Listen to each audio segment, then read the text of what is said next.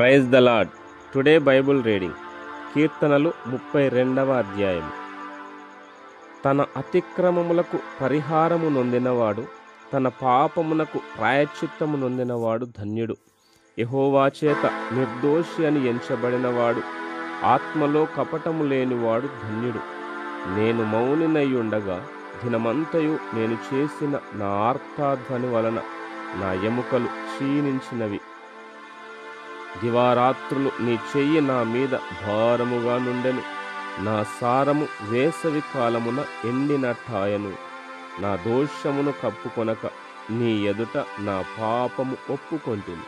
యెహోవా సన్నిధిని నా అతిక్రమములు ఒప్పుకొందుననుకొంటిని. నీవు నా పాప దోషమును పరిహరించియున్నావు. కావున నీ దర్శన కాలమందు భక్తిగల వారందరూ నిన్ను ప్రార్థన చేయుదురు. విస్తార జల ప్రవాహములు పొరలి వచ్చినను నిశ్చయముగా అవి వారి మీదికి రావు.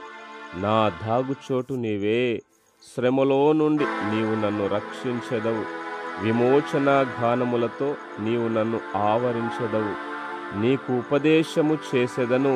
నీవు నడవవలసిన మార్గమును నీకు బోధించెదను.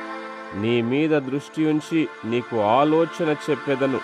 బుద్ధి జ్ఞానములు లేని గుర్రము వలెనైనను కంచర గాడిద వలెనైనను మీరు ఉండకుడి. అవి నీ యొద్దకు తేబడునట్లు వారి నోరు వారుతోనూ కళ్ళెముతోనూ బిగింపవలెను. భక్తిహీనులకు అనేక వేదనలు కలుగుచున్నవి. యెహోవాయందు నమ్మికయుంచు వానిని కృప ఆవరించుచున్నది. నీతిమంతులారా, యెహోవాను బట్టి సంతోషించుడి, ఉల్లసించుడి. యథార్థ హృదయులారా, మీరందరూ ఆనందగానము చేయుడి.